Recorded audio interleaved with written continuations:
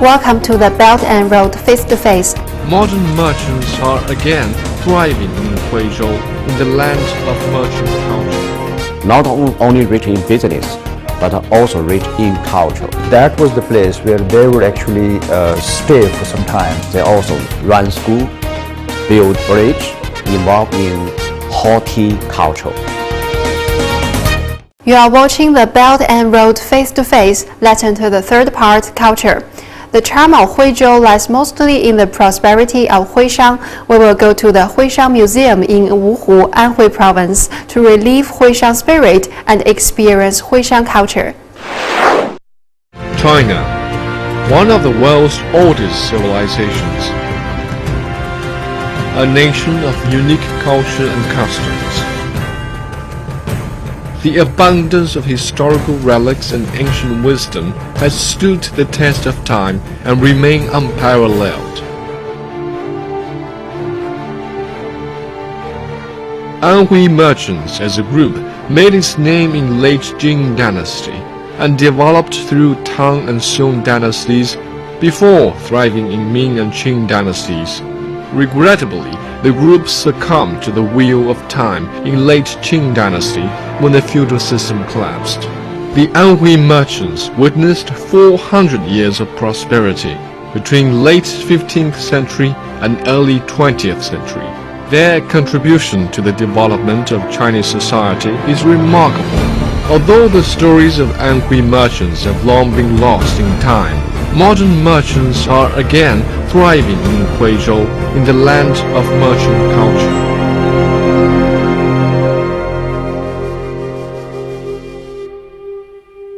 Wuhu is known as the center of Anhui culture.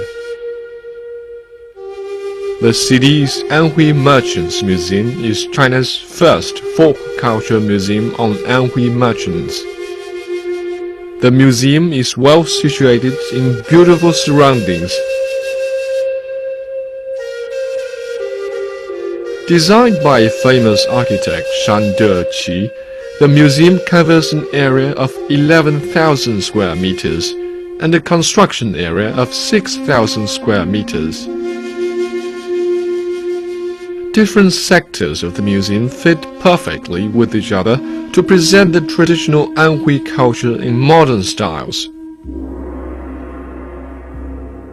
The Anhui Merchants Museum consists of 3 sectors: Huizhou Ancient Residential Houses Sector,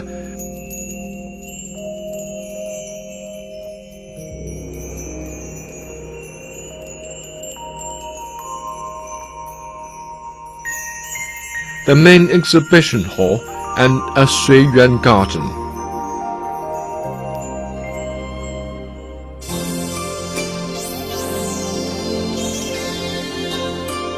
The museum's tens of thousands of collections are predominantly Huizhou sculptures of stone, brick, and wood. But there are also calligraphy and paintings of ancient celebrities.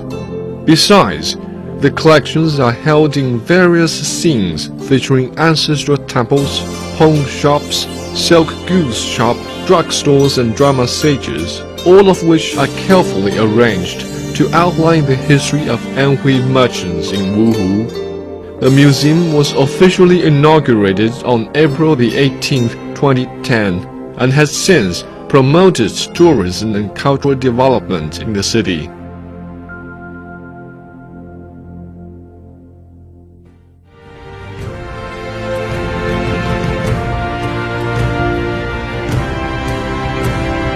A casual walk in the Anhui Merchants Museum allows the visitors to catch a glimpse of the grandeur of Anhui merchants in its epics of Ming and Qing dynasties and draw inspiration unlimited.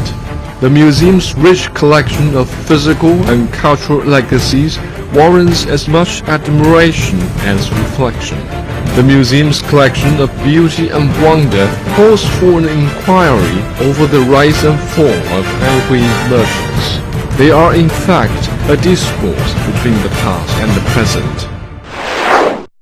Mr. Zhou, what's the essence of Huishang? Could you tell us some stories or allusions? Why we just have the definition of Huishang? Number one is originally Anhui business people like to have a long distance transportation, and because they like to transport or ship out southern part of China's silk into the north, and also get some more animal food from the north to the south. 200 or 300 years ago, when they become Huishang as the first, they made a lot of money. When they became rich, not only rich in business, but also rich in culture.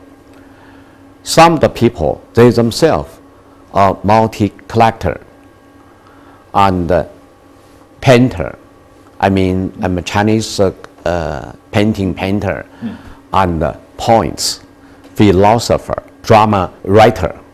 So not only that, they themselves become such a cultural people, but they also run school, build bridge, and involved in horticulture.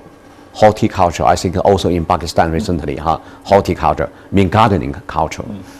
So that is to say, when they do business, they always do the one with a lot of cultural element in it. And they not only encourage the people to do the business, but encourage people to be well educated, well cultivated. That is what we mentioned about Huishang. Mr. Hanif, is there a certain business culture or merchants culture in Pakistan? In Peshawar, there's a bazaar. It's called Qissa Khani Bazaar. Now that bazaar was actually before, long ago, hundreds of years ago, when traders from Afghanistan or from India's side, they would, be traveling on the road, for example. So that was the place where they would actually stay for some time. They would rest for some time. For that, a bazaar actually then developed gradually, and to provide them food and tea and such kind of consumables.